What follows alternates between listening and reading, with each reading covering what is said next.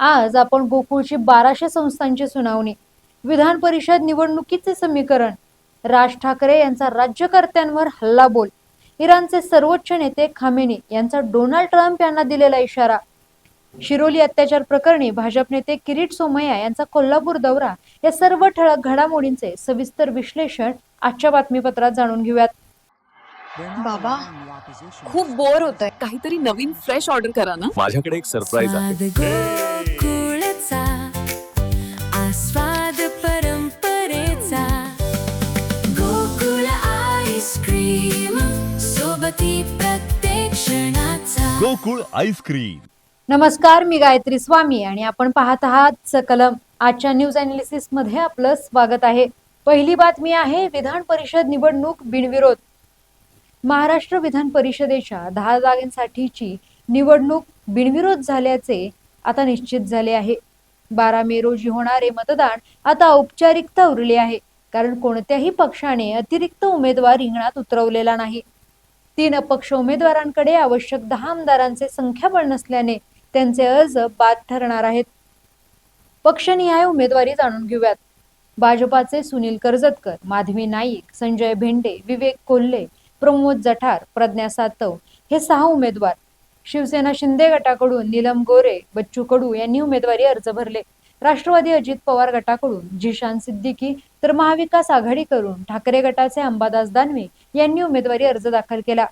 कोणीही 11वा उमेदवार न दिल्यामुळे विधान परिषदेची निवडणूक बिनविरोध होईल. पुढील बातमी आहे मराठी शाळा की जागा लाटण्याचा धंदा, राज ठाकरे यांचा राज्यकर्त्यांवर गंभीर आरोप. मनसे अध्यक्ष राज ठाकरे यांनी राज भिडे स्मृती पुरस्कार सोहळ्याच्या व्यासपीठावरून थेट राज्यकर्त्यांवर निशाणा साधला आहे. राज्यातील मराठी शाळा बंद करण्याच्या मुद्द्यावर बोलताना त्यांनी यामागील छुपे राजकारण समोर आणले असून हा केवळ शाळांचा नाही तर जागा लाटण्याचा मोठा धंदा असल्याचे खळबळजनक विधान केले आहे. व्यासपीठावरून पत्रकारांना आव्हान देत राज ठाकरे म्हणाले की महाराष्ट्रात मराठी राज्यकर्ते मराठी शाळा विकतायत कसे आणि याच्या मागे नेमकं कोण आहे हे एकदा काढा तर. आपल्याला वाटतंय महाराष्ट्रातले राज्यकर्ते शाळा विकतायत. हा शाळेचा विषय नाहीये, हा जागेचा विषय आहे. महाराष्ट्रातील जागा विकणे फक्त एवढाच धंदा सुरू आहे. अत्यंत मोक्याच्या ठिकाणी असलेल्या या मराठी माध्यमांच्या शाळा याच्यावरती कोणाचं तरी लक्ष आहे. हे लक्ष असल्याशिवाय मंत्रालयामध्ये कुठचीही फाईल हलत नाही. कोणाला तरी या जागा पाहिजेत. आपल्याला असं वाटतंय मराठी शाळा बंद करतात, पण मराठी शाळा बंद करत नाहीये तर त्यांना त्या जागा हव्या आहेत. पुढील बातमी आहे आखातात तणावाचा भडका. अमेरिकेच्या नाकेबंदीला इराणचे चोख प्रत्युत्तर, तेलाच्या किमती 4 वर्षाच्या उच्चांकावर. आखातातील संघर्ष आता एक निर्णायक वळणावर पोहोचला आहे. अमेरिकेचे राष्ट्राध्यक्ष डोनाल्ड ट्रम्प यांनी इराणच्या बंदराची नाकेबंदी अनेक महिने कायम ठेवण्याचे संकेत दिल्याने जागतिक तेल बाजारात खळबळ उडाली आहे. या निर्णयाचा परिणाम म्हणून ब्रेंट क्रूडची किंमत प्रति बॅरल $120 पुढे गेली असून हे गेल्या 4 वर्षातील उच्चांक आहे. इराणचे सर्वोच्च नेते आयातुल्ला मुश्तबा खामेनी यांनी अमेरिकेला ठणकावून सांगितले आहे की आम्ही आमची अण्वस्त्र आणि क्षेपणास्त्र क्षमता राष्ट्रीय संपत्ती मानतो आणि तिचे रक्षण करण्यास आम्ही कटिबद्ध आहोत. त्यांनी आखातात एक नवा अध्याय सुरू झाल्याचा दावा करत अमेरिकेच्या उपस्थितीशिवाय हे क्षेत्र अधिक सुरक्षित आणि समृद्ध होईल असा विश्वास व्यक्त केला आहे. इराणचे अध्यक्ष मसूद पेझेशकियान यांनी अमेरिकेची नाकेबंदी अयशस्वी ठरेल असे स्पष्ट केले आहे. हॉर्मुझची कोंडी कायम असल्याने जागतिक अर्थव्यवस्थेवर मंदीचे सावट दाटले आहे. अमेरिका आता ही कोंडी फोडण्यासाठी आंतरराष्ट्रीय आघाडी उभी करण्याचा प्रयत्न करत आहे. पुढील बातमी आहे 1200 दूध संस्थांच्या सुनावण्या पूर्ण झाल्यानंतरच गोकुळची निवडणूक प्रक्रिया राबवा, उच्च न्यायालयाचे आदेश. संचालक मंडळाला मुदतवाढ देण्यासही न्यायालयाचा नकार.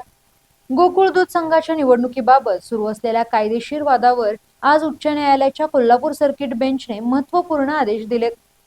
सुमारे 1200 दूध संस्थांच्या सुनावण्या पूर्ण झाल्यानंतरच गोकुळ दूध संघाची निवडणूक प्रक्रिया राबवण्यात यावी असे स्पष्ट निर्देश न्यायालयाने दिले आहेत. या सुनावण्या पुढील 80 दिवसात पूर्ण करण्याचे निर्देशही न्यायालयात सहाय्यक दुग्ध निबंधकांना दिले आहेत. याशिवाय संचालक मंडळाला मुदतवाढ देण्याच्या याचिकेवर देखील सुनावणी झाली. यावर न्यायालयाने संचालक मंडळाला मुदतवाढ देण्यास नकार दिला आहे. या निर्णयामुळे गोकुळच्या निवडणुकीवर अनिश्चिततेचे सावट अधिक गडद झाले असून संघावर प्रशासक येणे हे आता निश्चित झाले आहे. गोकुळ दूध संघाशी संलग्न असलेल्या सुमारे 1200 दूध संस्थांबाबत विविध आक्षेप आणि तक्रारी दाखल करण्यात आल्या होत्या. या आक्षेपांवर सुनावणी पूर्ण झाल्याशिवाय निवडणूक घेणे योग्य ठरणार नाही असे न्यायालयाने स्पष्ट केले. त्यामुळे निवडणूक प्रक्रियेवर तात्पुरता ब्रेक लागला आहे. संबंधित सर्व संस्थांची वैधता, सभासदत्व आणि मतदार म्हणून पात्रता यांचा सखोल विचार करूनच पुढील प्रक्रिया राबवावी असे न्यायालयाने आदेश दिले आहेत. दरम्यान न्यायालयाने प्रशासक नेमण्याबाबत स्पष्ट आदेश दिले नसले तरी परिस्थितीचा विचार करता तो पर्याय अटळ असल्याचे संकेत मिळत आहेत.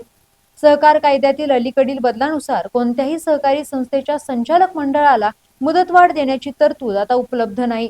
त्यामुळे विद्यमान संचालक मंडळाचा कार्यकाळ संपल्यानंतर त्यांना पदावर कायम ठेवता येणार नाही. गोकुळ दूध संघाच्या संचालक मंडळाची मुदत 4 मे 2026 रोजी संपत आहे. निवडणूक प्रक्रिया वेळेत पूर्ण होण्याची शक्यता नसल्याने आणि मुदतवाढ देण्याचा पर्याय कायदेशीर दृष्ट्या बंद असल्यामुळे संघाच्या कारभारासाठी प्रशासक नेमणे अपरिहार्य ठरणार आहे. या पार्श्वभूमीवर राज्य सरकारकडून लवकरच प्रशासक नेमण्याची प्रक्रिया सुरू होण्याची शक्यता आहे. या निर्णयामुळे गोकुळच्या राजकारणातही मोठी खळबळ उडाली आहे.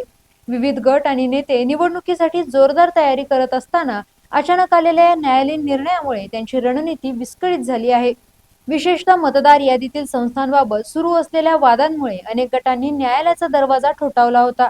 आता न्यायालयाने सर्व आक्षेपांची सुनावणी पूर्ण करण्यावर भर दिल्यामुळे निवडणूक प्रक्रिया आणखी लांबणीवर पडणार आहे.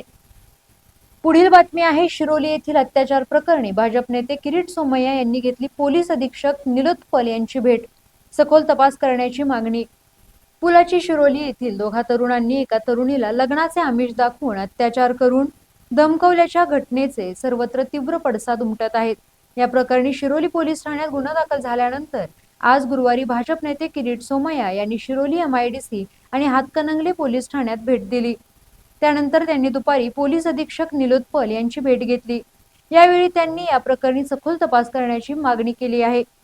पुलाची शिरोली येथील शाहिद संदे आणि शाहरुख देसाई या दोघांनी मिळून एका तरुणीवर अत्याचार केल्याप्रकरणी पोलीस ठाण्यात गुन्हा दाखल झाला आहे.